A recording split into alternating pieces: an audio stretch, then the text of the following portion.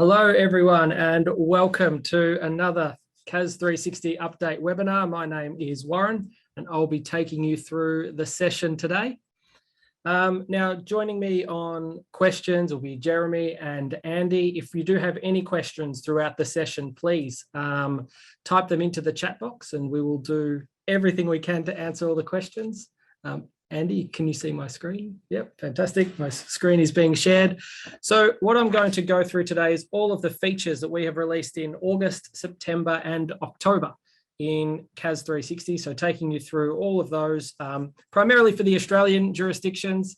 I've seen in the chat, we've got people joining us from all over Australia, but also some from the Philippines, some from New Zealand. If you are joining, hello, welcome. Please let everyone know where you're joining from today.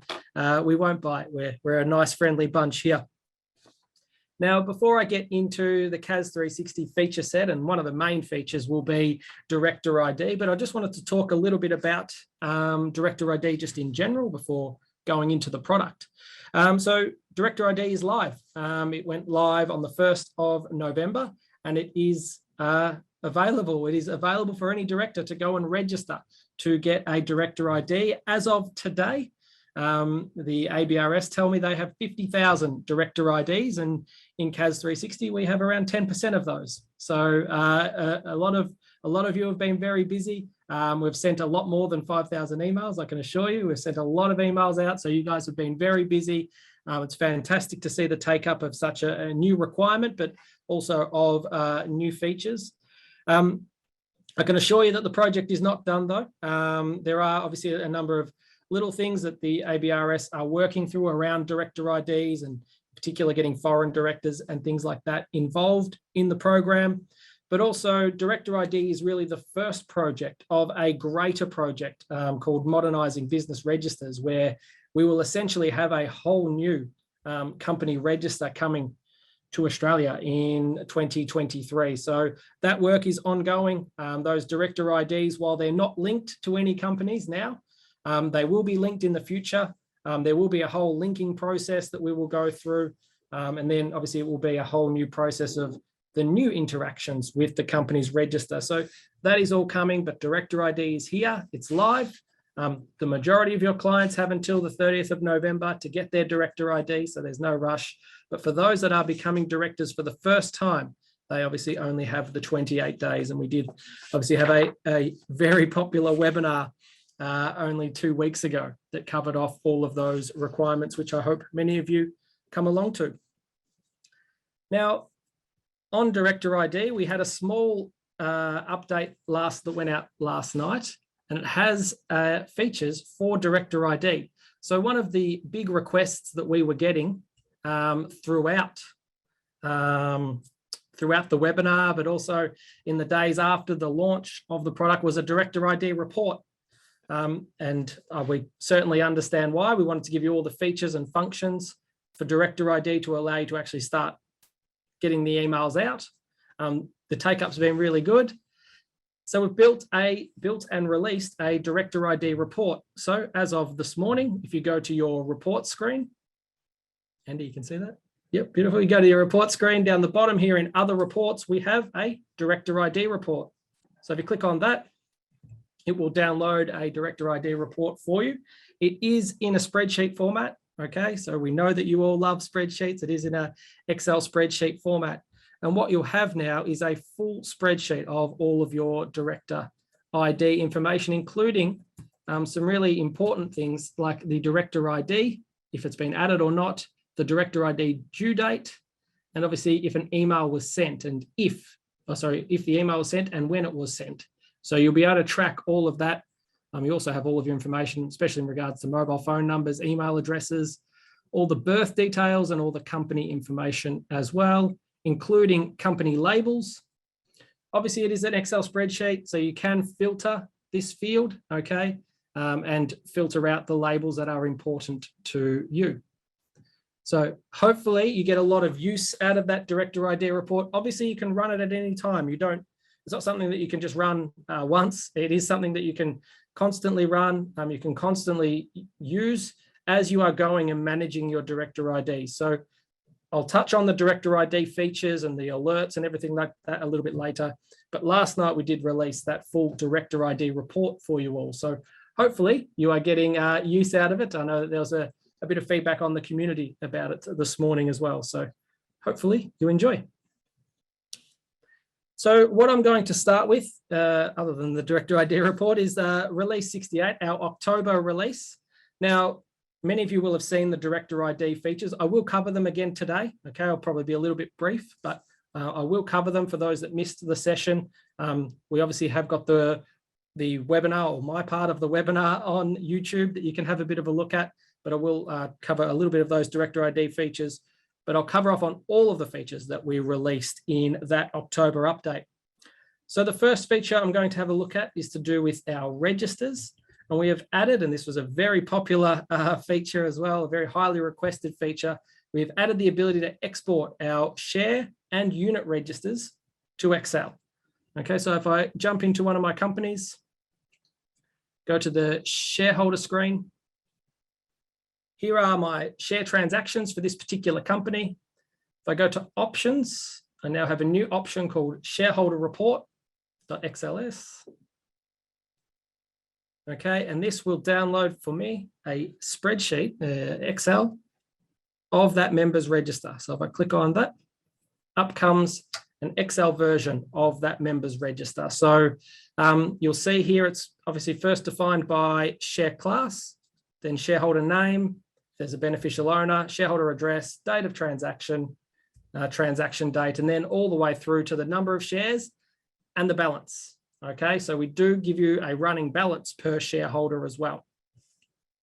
Obviously, we've got the report format of the share register, but if you needed an Excel format, which many clients did request, you now have that. There was also some instances that we had where a Excel version of the register was required in some legal requirements. So we now have made that available to everyone, but also it's available in a really beautiful export. Okay, so you can obviously run formulas and things like that over the top of this. If you wanted to filter out a shareholder name, you can do that, and you can just have a look at all the share transactions for that person. Certainly, if you are managing a company that has a large number of shareholders, this can be a very valuable feature for drilling down and working out particular instances with particular shareholders, rather than relying on the old report version of the register or the share transaction screen. So certainly, some more functionality there for managing your shareholders. And as I mentioned, we have also added this functionality for all of our unit trusts. So if you have a unit trust, you're now able to go into the unit holders. Again, you've got all the unit holder transactions. And again, you will have a unit holder report that can be exported out to Excel. So you have a nice complete unit holder register there. So there we go. New Excel versions of those registers. Moving on to another feature that we added in the last update, and this is the ability for you as an agent to specify. So you as an agent or as the accounting practice, you turn this option on. And if this is turned on, what will happen is when a document is digitally signed and completed by all signatories, an email will go to all signatories with the completed document. Okay, so previously we had the ability for the signer or the signatory to download the document when they had signed it. And that gave them the ability to have their copy of the signed document. What this feature does is once the document has been signed by everyone, and that's when essentially it's fully executed, an email will go to all of the signatories on that particular document, and they will receive the official signed copy. Okay, now you have control over this, so you can specify if they receive it or not, but I'll show you a little bit about how it works. So I know there's some Director ID questions, I'll touch on them when I get to the Director ID features. What I'll do is I'll go in and I'll appoint myself as a director. So here I've got my document pack, and I go to my electronic signing options. Okay, and you'll notice there's a new toggle here, email signers, completed signed document pack. So I toggle that onto yes. I'm actually just going to change this to myself just for simplicity.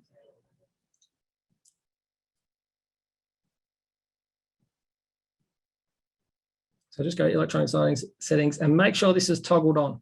Okay. If I hit save and then hit send, what will happen is the system will prepare the documents as normal and they will be sent off to myself to sign.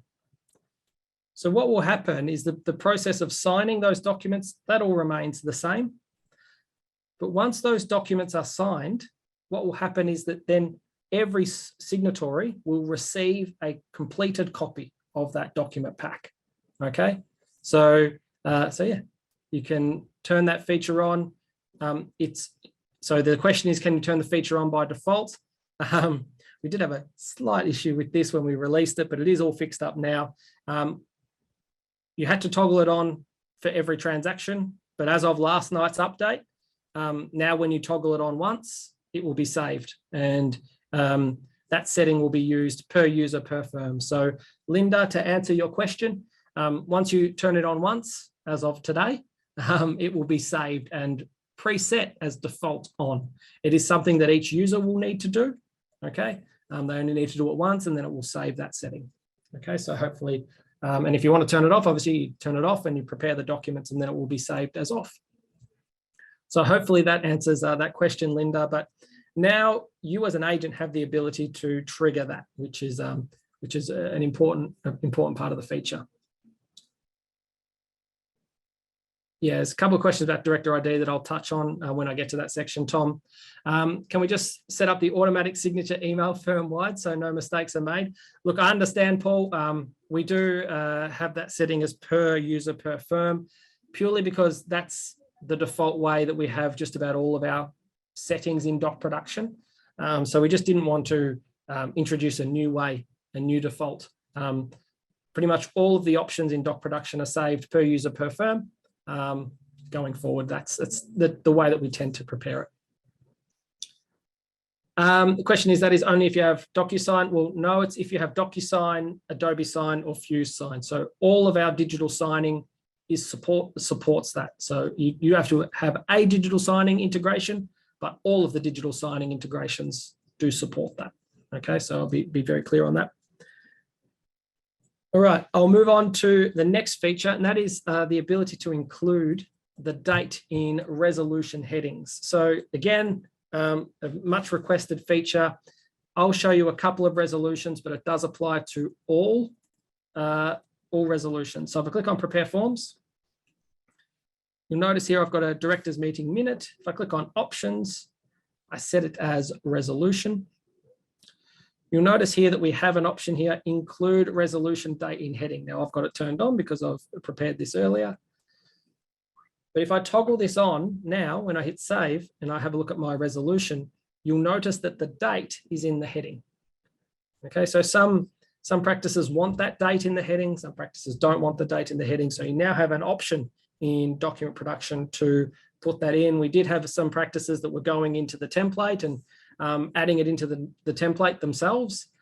Certainly, if you've done that, it'll still work. But this will be this is a much more, I suppose, systemized way of adding that date in. Also, if I was to go and do something like an annual review, the same feature works. So I click on Prepare Documents and was to go to my solvency resolution, I'll have that same option. All right. Now let's move on to a feature that I'll just very quickly touch on. I know that there are some practices that have multiple offices. Okay, so as part of that, there might be transferring of companies per office and things like that. We have worked on a back-end process to improve transfers of companies from one account to another. So we're now able to do that a lot quicker. And we look forward next year to being able to put this in the application. So you'll be able to transfer companies from one account to another. For now, it is a request that you can raise through a support call. But as I said earlier, hopefully next year you will have the ability to do that within the application yourselves, which will be nice. The next feature I'll talk a little bit about is document APIs. So part of CAS 360 is a huge document generation application is that we have a lot of documents for a lot of clients. And this has led to integrations with document management applications. So currently, if you use FYI Docs, for example, you can integrate that application with CAS 360. Same with Virtual Cabinet, and hopefully very soon Suite Files. You'll be able to connect your document management apps. Now, we do have an API that is available to all of the document management apps. So if the one that you use is not one that I just mentioned, contact them, let them know that they can connect their application to CAS 360. We've released a whole new version 2 of our document API set. The big feature here being real-time transferring of documents. So effectively, when a document is created, you can have it automatically appear in your document management system. Also, when a document is updated, and when I mean updated, for example, the signed copy comes back. You can have that updated, and that will trigger an event so that the document management application will pick it up. And it will be basically in real-time connection with that document management application. So previously, the document management app had to request. So now, instead of a request, we push the information to them. I'll talk a little bit about the next app integration as well, and that is our digital signing integration. So I'll just jump in here to my digital signing, my integrations app. So what you might find is we have obviously our digital signing integrations here. Click on view. What we have added support for our digital signing is we have added, it's gone into practice management, into digital signing. What we have added support for with our digital signing is now support for more than one digital signing application at a time. So previously you had to choose either DocuSign, Adobe Sign, or FuseSign, and it was a one-to-one relationship, right? You couldn't have DocuSign and FuseSign, for example, connected in CAS 360. There were a number of support calls and things like that about firms that were transitioning from one provider to another, and it was basically a hard cutoff. So that was obviously quite problematic. So what we have added support for in the last update is the ability for you to have multiple digital signing applications integrated at the one time. So you can have DocuSign and FuseSign integrated, for example, at the same time. And then what you have is a default option. And the default one is that's the one that's pre-selected. But it means if you are transitioning from one signing app to another, you can have them both turned on. You'll receive notifications from both applications, and you'll be able to keep using both applications, for example. So that was obviously a big improvement that we made to help firms when they are transitioning or using multiple digital signing apps. So we have support for that as well. A couple of the smaller improvements that we made, we've improved validations around passports, which is for a feature that's coming. We've also improved address merge fields and capital merge fields when you're preparing your documents. We've also improved some of the decimal place support in company reports. So these are sort of small report features that we've added in to make the reports a little bit better. Another feature that we enhanced in the most recent update is the custom email. So for those that aren't aware what custom email is, it's basically a custom sender.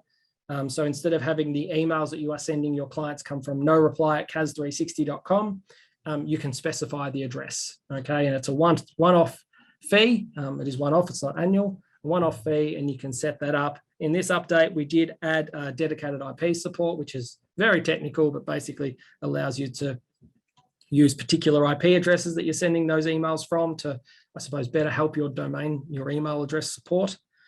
So if you are interested in sending emails from your firms or from a firm account, as opposed to noreply@cas360.com, you can use the custom email.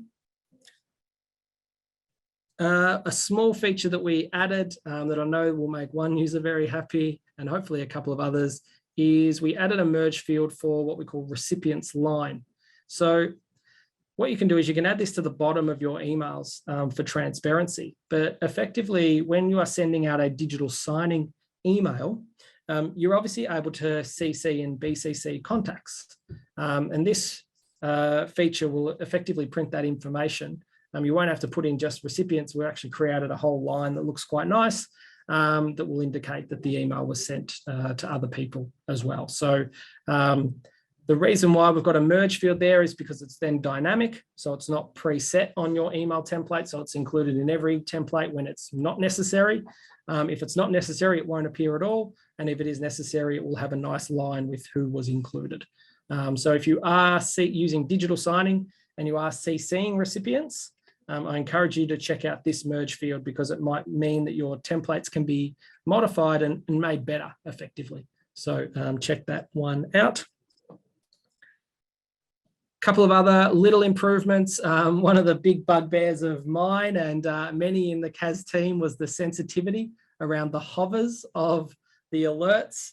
For those that may not be aware, these hovers in the alert screen could have been very sensitive, and if you moved your mouse slightly, they disappeared from the screen. So we've done a bit of work to make them a little bit more robust, a little less sensitive, I guess, so that you can easily navigate around the hovers and they don't disappear the moment you touch your mouse and it moves 1 millimeter. Okay, so we've made them a little less sensitive, a little bit more usable so that they're easier to use.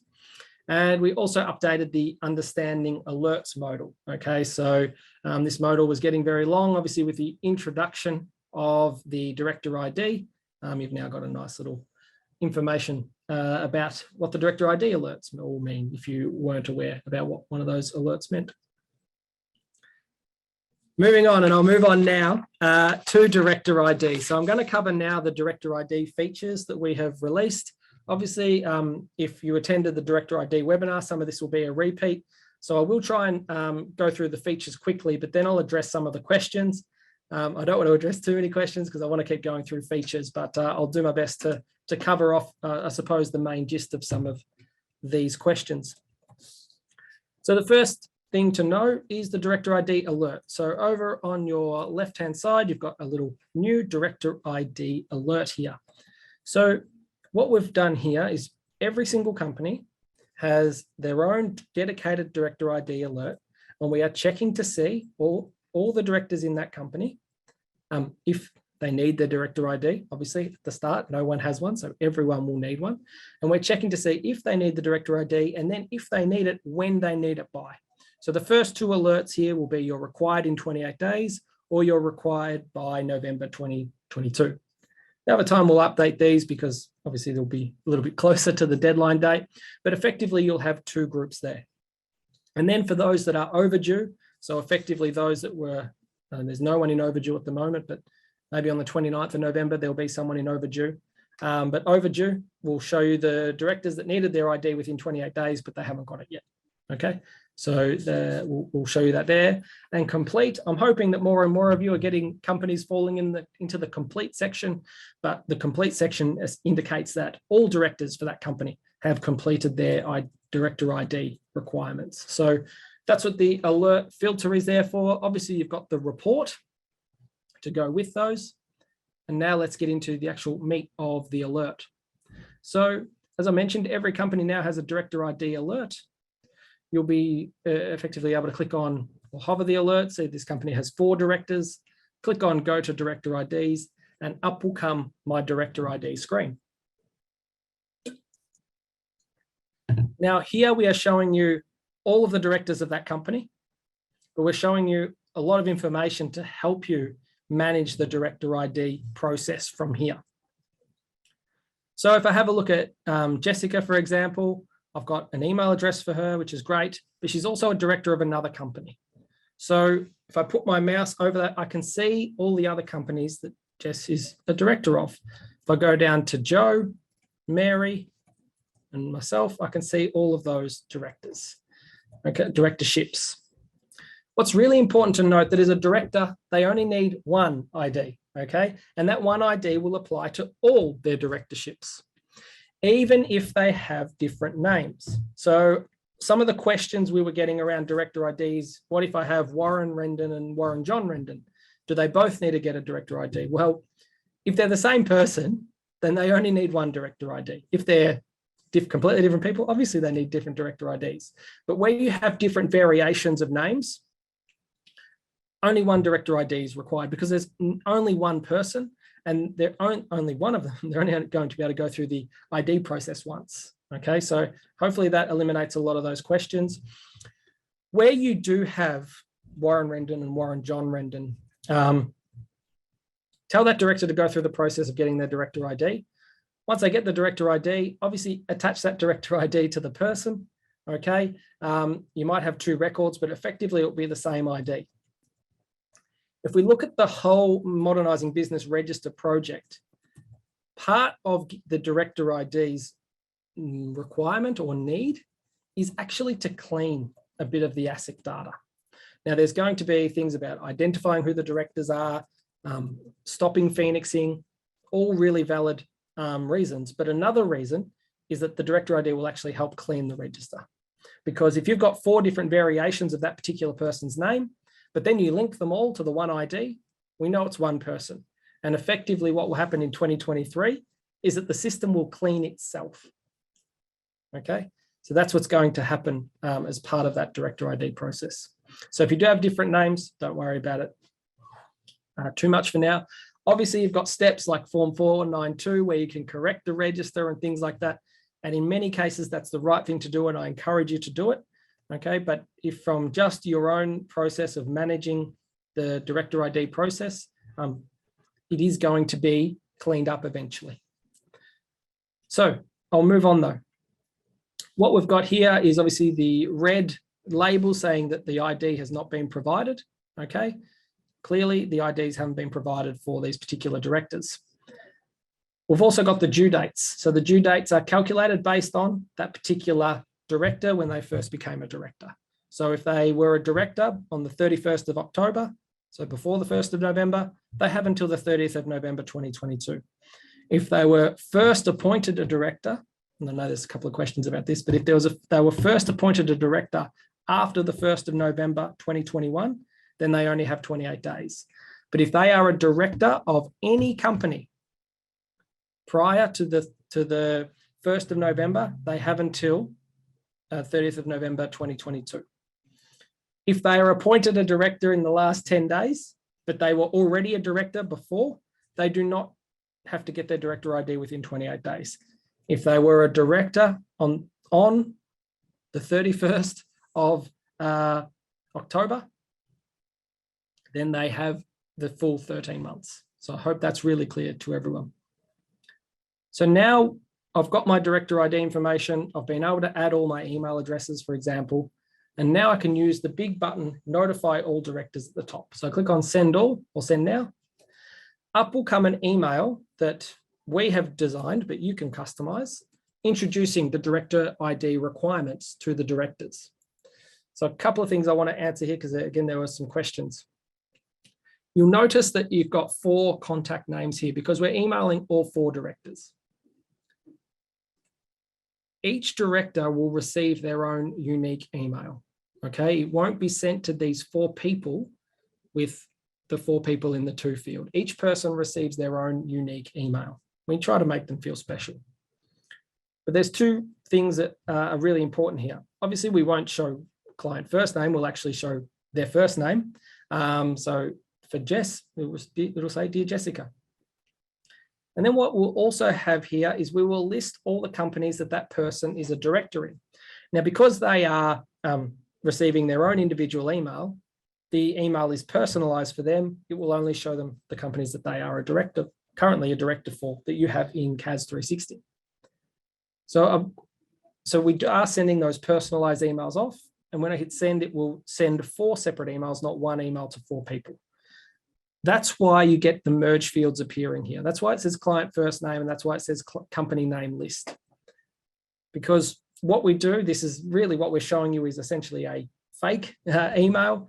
And what we are going to do is we're then going to create all 4 emails and send them out separately. So I suppose it's a bit of a chicken and the egg scenario. We're trying to show you an email. We haven't merged the dynamic data yet because that happens post you viewing the email.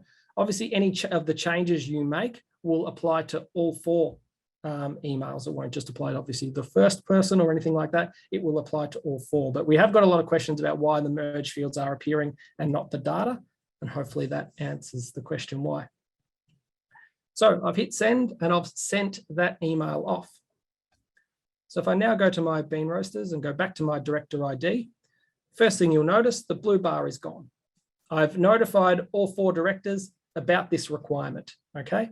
So that email has been sent off, and you'll notice that the email was sent. You've got this little yellow label here showing me exactly when the email was sent. Now, if I was to have a look at Warren, and I can see that Warren is also a director in Bean Roasters. If I was to go over to my Bean Roasters company, click on go to Director ID alerts, you'll notice that for Mary and for Warren, the email has already been sent. So when I click on send now, it will only show Adriana's details because Adriana hasn't received the first director ID invite, okay, but the other 2 directors have. So instead of sending an email to a director for every single company they are director of, because the last thing they want is 14 different emails, what we've tried to do is make it smart so that that director receives only 1 email. The system will effectively block it from sending a second one, unless they're a completely different contact, because that's a different scenario. But effectively, we want to send each director 1 email showing them a list of the companies they are a director of, and then they're not hassled. They don't get 14 different emails. So I hope that makes a bit of sense. Obviously, once the director ID comes back, in the email, it does say, please email the director ID back. It is quite important, I think, that you get the director ID back because it will help you. You are going to need it eventually. Once you get the director ID back, you can add that in. It is a 15-digit number. Hit save. That will save that director ID in, and it will say now director ID has been provided for that particular contact. So hopefully some of you have gone through that process of sending out the initial email and getting the director IDs back. You obviously have the ability to send a reminder. Certainly, this is much more important in the cases where you have an imminent deadline. Okay, so you can always send those reminders out, and you can use the filters to see on the left-hand side to see exactly which companies have an upcoming deadline. So you can filter those out and then send those reminders out. Hopefully that covers off a lot of the director ID features. I'm going to go through the questions now and see exactly how we go. So question here. How are we meant to know who has gone and got the director ID number? It's a great question, Tom. The answer is we don't really know. You can only keep sending reminders to your clients until they send the director ID number back to you. So once you have the director ID number back, then you can record it. But effectively, it's like everything else. If it's not in your system, the only way to get it is to request it back via an email. Fortunately or unfortunately, the director ID is a completely brand new system. It is basically the start of their new registry system. And that means that it's not connected to anything. Over time, it will become connected to everything, but right now it sits out on its own. That's the main reason why, 1, there's no APIs for us to be able to verify anything. And 2, there's no linking of companies because the company's register and the director ID are sitting on completely different systems with completely different regulators. Question, how will CAS 360 know which directors have got their numbers? Only if you put the number in. Can a director resolution be dated the 10th of the 11th, 2021? I'm just losing some text here. Can a director resolution be dated on the 10th of 11th, 2021 and a signature date be on the 12th of the 11th? Is it acceptable, or does the director supposed to sign the resolution on the same day that it is passed? Good question, Melissa. CAS 360 will always date them the same. Okay, the only way to get around that is to leave the date field blank. We will have date input for digital signing soon. Couple of questions around document management applications. As I said, we have an open API.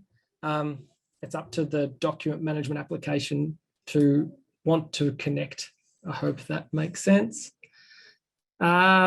What if the director has different addresses for different companies? Georgina, that's not really going to matter too much. Again, it's one of those things that the new register will effectively sort out. And I know that's part of what we're trying to do to sort that out. trying to work on that with them to sort that out. But effectively, the ID will become the main identifier, and the data such as name and address will become less relevant, is what's going to happen going forward. No, the email will not include any companies that you do not have in your CAS 360. So when you are sending the initial email out for Director ID, the data is related to your firm and the data that is related to your firm inside CAS 360. So it won't include any companies that the person is a director of that you are not managing. I'll be clear on that. One of our clients has got his Director ID. However, all of his companies are under his full name and his Director ID is under his first and last name. Melissa, that's not going to be a problem. It's not going to be a problem. I would encourage you to put the Director ID number in for that particular person. As I said, there is going to be a process where the IDs and then linked to the company. And then effectively, it's going to be like a pass-through where to check the name of the director, it will connect to the ID and it will show you the name on the ID. I hope that makes sense. What field does it pick up email from? That's a good question. Primary email or email field. I think it by default, maybe Andy could check that up and look at it for me. But I think it will, majority of people obviously only have one. I'll get back to you on when they have two. Rocco, can you send 500 at once? For now, it is per company. I know we've got a few questions about being able to send it out in bulk. There was a couple of reasons why we didn't send it out in bulk. From the ABRS side, it is still in beta, Director ID. So it's still effectively very, very new for them. And also, we have over 1 million company directors in CAS 360. So sending out 1 million emails was obviously going to be a concern from us because we didn't want it to look like spam activity and to get our email system banned. So there's a few restrictions on why we weren't able to send it out in one click for everyone. Yeah, I know that it might have a bit of a struggle sending it all back, but hopefully, Tom, you can get a majority of them. Can the Director ID filter show the deadline on the main screen, particularly those for 28 days? It's a good point, Melissa. For now, you'll have a filter for those required in 28 days. With the required in 28 days, it is actually only a very short-term law. It's actually only a law for 5 or 6 months because come April next year, you won't have 28 days. You'll actually have to have your Director ID before you get appointed. So it's actually only a feature that's going to be around for 5 or 6 months. Hence, it's, I suppose, a little bit simple.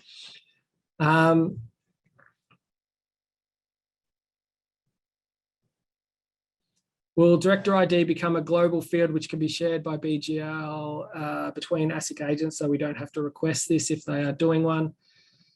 Director ID is always going to be something that is a director requirement, so that they're going to have to always complete the requirement, I suppose, registration themselves. It's not going to be something that agents can do.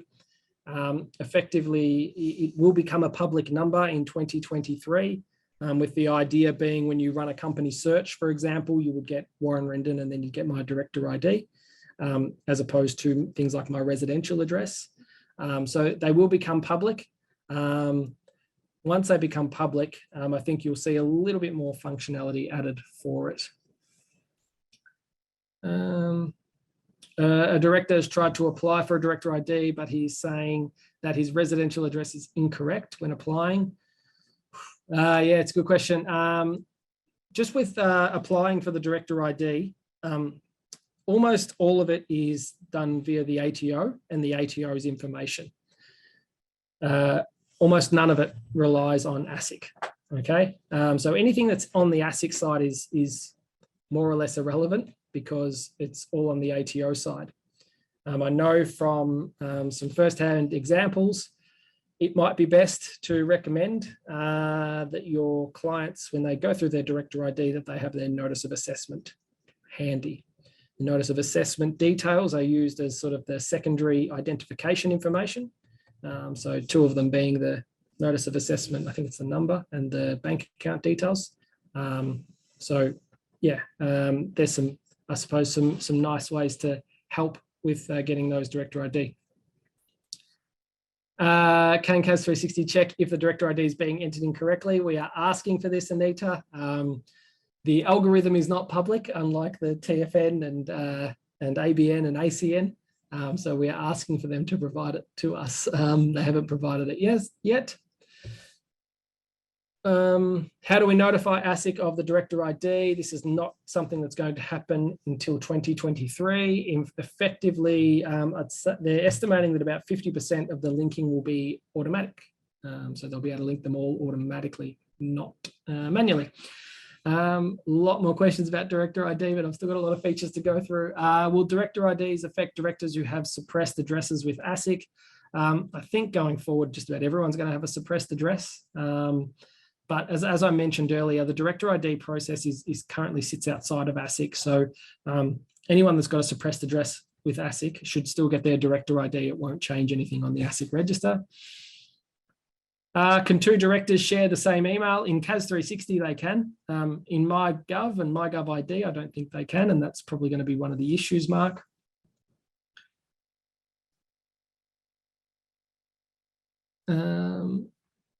Yeah, the address needs to match the ATO database. I've gotten about 20% back so far, so that's good. I have MyGov ID for the ATO under my company's name. Do I use the same MyGov ID to get the director's ID? Yes, because it's all to do with your ID, Isaac. So yes, you will.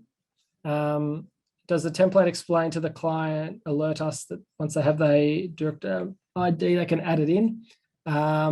It does, Tom. So obviously with all of our templates, we've put in a baseline template. We've had our best shot at preparing a nice email for you. It is completely customizable. If you go into settings, your email templates, you've got your director ID initial email, which is here, and you can have a bit of a look at that. And then you've got your director ID reminder, which you can always customize it yourself. So as I said, we've put together what we think is a nice email. If you want to customize it, you absolutely can. All right, I think I've got through most of the director ID features and we'll move on. Because we've got another big feature that we released in the same update. We're still on the last update. All right, here we go. So this one is to do with your annual review. It's for your digital signing settings for your annual review. When you go and prepare an annual review, you'll have the ability to email signers the signed document pack. But now you also have the ability to mark an annual review as complete once documents have been signed. So this removes a manual step. So obviously in the end, when you have annual review tracking turned on and you go and prepare an annual review, the thing that you'll need to do is mark that annual review as complete.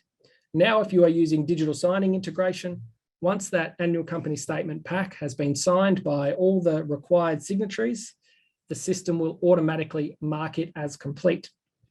And as of last night's update, you don't have to turn it on each time. When you toggle it on the first time, it will save it and it will have that saved going forward. So hopefully that saves all of you that are using digital signing a fair bit of time. It was a really powerful feature. Two more features that we added in that particular update. We added partner and manager to the Excel export of the company debt report. Okay, so if you are preparing a company debt listing report, you will now notice that partner and manager are appearing in the Excel version of that export. So you can filter it by partner or manager and save it and send it to them as an email. And we also, in your trusts, we added a new relationship position. So if I went to relationships, I can now add an alternate appointer. So alternate appointer has been added as a trust relationship position.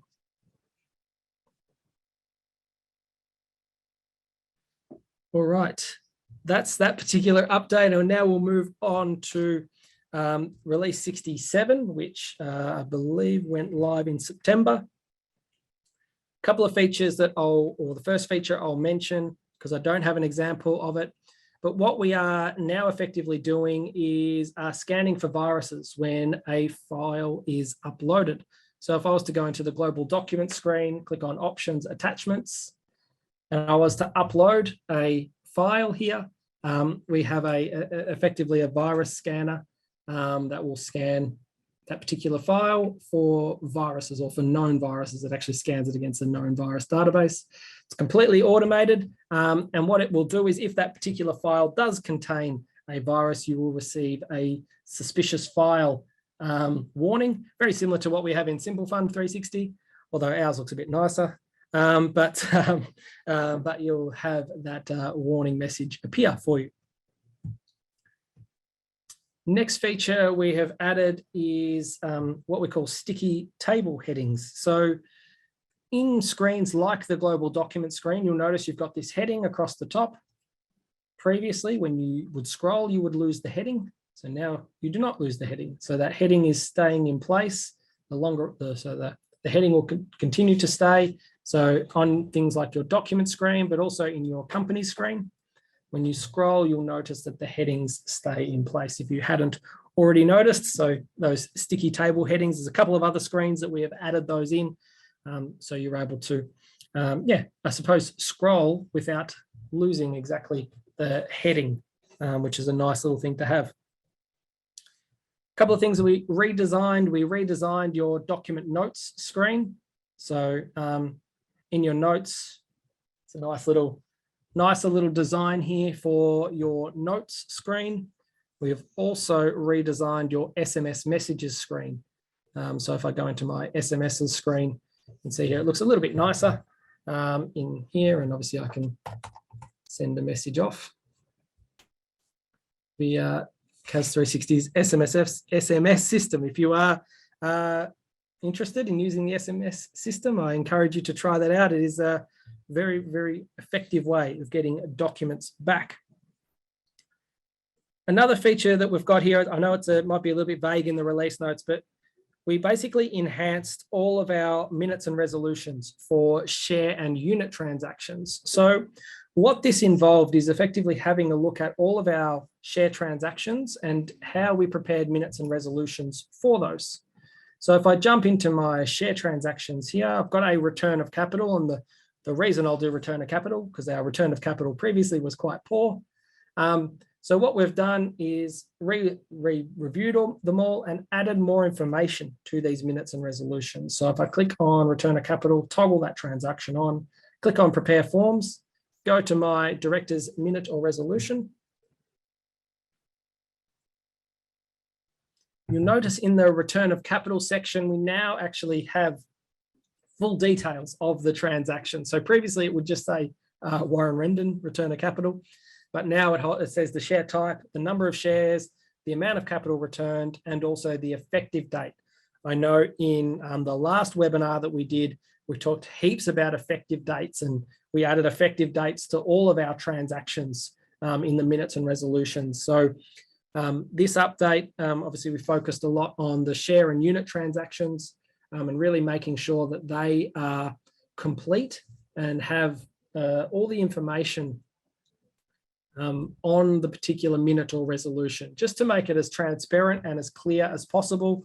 We're always looking at ways to make these documents better, better quality, and obviously focusing on things like effective dates, focusing on all the text that appears around a share transaction, or even previously officer transactions, to make them as complete as possible. And to have more detail, I think that now with all of our share transactions, there's not any confusion. They're all very clear about what share transactions are taking place. The next feature I have a bit of a look at is the total amounts paid on shares in the shareholder screen. So if I go to my shareholder screen, obviously just below the share structure donut, we've got the total number of shares issued, and we now also have the total amount paid on those shares. So some of you were looking around for the total amount paid on those shares. So now it appears in the share structure. You can also always click on compare with ASIC, and that will prepare for you a comparison report, which will contain the share structure and the share structure that ASIC have as well. So you can do that. It's effectively an RA71 that we've just made a little bit nicer. A big feature that we added previously was support for commas in screens. So you'll notice here my 1,000 shares has a comma, a long time requested feature, this one. But we also added all the comma support for all of the minutes and resolutions as well. So again, if I go to my directors meeting minute and resolution, you'll notice that the number contains a comma. So again, just trying to make these documents clear and yeah, really transparent and descriptive and look better in particular. With that, we have done that across the board for all of the numbers that would appear in our directors, trustee, members, or unit holder minutes and resolutions. Trust relationship information has been added to the people group report, which is obviously a nice feature. One of the little changes that we made is your company listing report. These options are now dynamic on the left-hand side. So you don't see all options, you only see the options that are related to your firm. Okay, so you can't be in a situation where you've selected filters that don't actually exist, which is quite nice. We made big changes to the address usage report. So I know some of you might be moving office and things like that. Previously, our address usage report would show a lot of the addresses, but there were some that were essentially missed out. So what we've done is we have revamped and rewritten our whole address usage report. Obviously, this one, the luck of the demonstration, I get one that does only have one link, but effectively we are now showing you all of those locations. And if you wanted to have a look at where those locations are, if you click on report settings, here you can see all of the areas where an address can be used. So as you can see, it's quite a long list. I've got a couple turned off there, but you have quite a long list of where these addresses can be used. So now our address usage report will show every address usage and exactly where that address is being used. And then via the report settings, you can drill down just the addresses that are relevant for you. So if you are focused on just the ones that you need to report to ASIC, you can obviously filter those. We've also added the exact same feature when you go to delete an address. So if I go to my contact screen, click on global addresses, you'll now notice you've got obviously the in use. The in use record will also include all of those particular 25 odd fields where an address can be used rather than just the main ones that it previously had. So hopefully that helps. The next feature I'm going to talk about, it's the second last one that I'm going to cover today, but it is very important and it's all about your company registrations. So previously there was a big requirement on anyone that wanted to register companies that they needed what's called a digital signature certificate. This wasn't all that painful to get, but it was a process that you had to get. You have to go through a bit of identity verification and things like that, complete some paperwork, pay a fee. That has been completely removed. So as of that particular September release, that requirement is gone. What that means is that any CAS 360 client, any firm that uses CAS 360 can lodge Form 201 directly to ASIC. There's no additional requirement except for one, and that is to have a direct debit account with ASIC. So there is no additional requirement other than that one direct debit account. If you have a direct debit account, you have got everything you need to start lodging Form 201 with ASIC. Okay, so anyone here can do company registrations if you want to. You're going to be able to lodge those Form 201 directly to ASIC. If you have someone in your firm or your firm has someone that will do constitutions, it can make it very cheap for you to prepare those company registrations because you're able to use the company registration process in CAS 360, lodge the Form 201 for only the ASIC fee, okay, only the ASIC fee, and then obviously acquire a constitution. I've said it, I've dropped it a few times as a teaser that you will have purchasable constitutions in CAS 360. The answer is you still will. They're just taking a little bit longer than we would like, but you will be able to purchase a constitution in CAS 360 very soon. The last feature I'm going to touch on today, and this was one that we released in August, and that was our integration with FuseSign. So I talked about it a little bit earlier when I mentioned our integrations, but we have a new integration with FuseSign. If you don't know, obviously FuseSign is by FuseWorks. They're an Australian company, used by a lot of accounting firms already. So now we have FuseSign as available for an integration inside CAS 360 with Adobe Sign and with DocuSign. So you've got all of those digital signing applications available to you. How much does it cost to set up a company through CAS? You only pay the CAS 360 fee, which is what, $13 per company, and that's it. And then you've got the ASIC fee. So, and obviously that means you can do company compliance work on it for the next 12 months as well. So yeah, hopefully that answers that question, Romana. That is it for all of the new features. One thing I will say is I'll say thank you for coming along. I'll stay back and answer some questions. So if you do have any questions, type them in the Q&A or in the chat, and I'll hang around and answer any questions. But I'd just like to thank you for coming along to the session today. And also thank you for your support of CAS 360 this year. I think this will be our last webinar for the year. I don't think we'll do a webinar in December. So thank you for coming along to the webinars. Thank you for supporting us as a team. And yeah, thank you. I'll hang back now and answer some of the questions.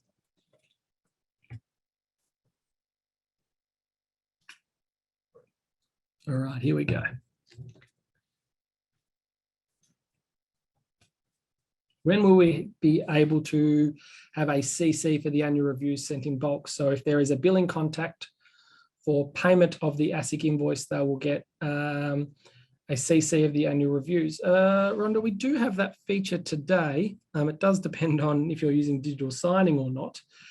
But I would encourage you to use this particular feature. So CC billing contacts on annual review for electronic signing. And that will include the billing contact.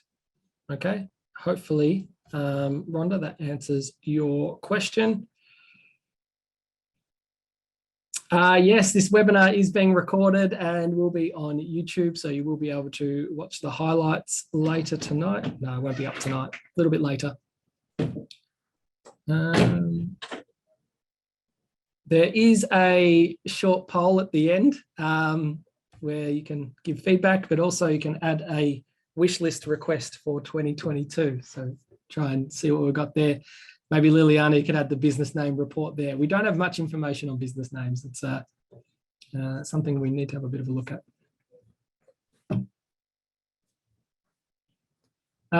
You don't need to add a billing contact for invoices to be sent. The invoices are sent by default. It's just that the billing contact, if you toggle that on, the billing contact will be included in the email, even if they are not a signer.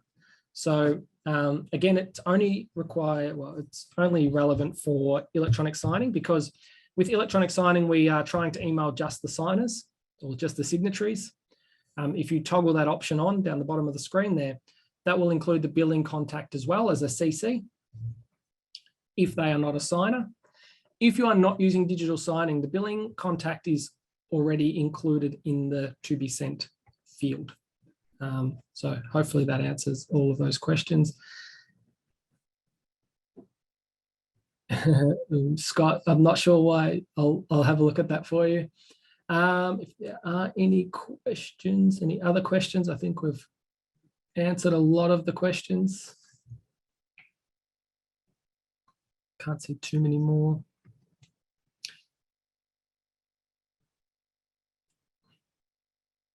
The question here, what if the documents signed on CAS 360 include a TFN?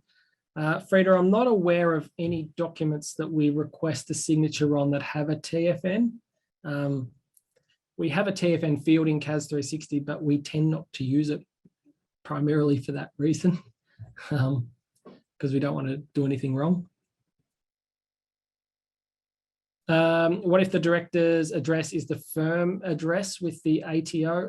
Nori, I'm not quite sure how that would happen unless they were living at the firm. And I'm assuming that they've done that through the Director ID process. If the director's address is your firm's address on the ASIC register, that's not going to prevent anything with Director ID. Okay, so that might mean that there would be a manual linking as opposed to an automatic linking, but that's something to worry about in 2023.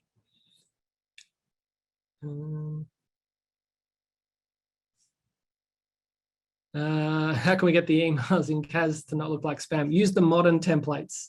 They look a lot better, Serena. I don't think there's too many other questions. So thank you all for coming along to the session today. Please fill out the feedback at the end of the session. Request a feature for next year so that we've got something to work on. I'm only joking, we've got that much to work on, it's not funny. But anyway, guys, thank you all for coming along to the session today. I hope you have a fantastic break if I don't get to speak to you in front of them. Yes, the session is recorded. It will be up on the community shortly, so you will be able to see it. You will be able to have a look at all of those. Would it be possible to sort the document screen? Yes, Michelle. Don't worry, we're working on it. We're working on it. Sorting of documents, very, very important to us as well. So thank you all for coming along, guys. Have a fantastic, as I said, if I don't speak to you then, have a fantastic, before the end of the year, have a fantastic break. We have got some incredible features lined up for 2022. We are very, very excited to deliver them to you. So hopefully we'll see you again next year.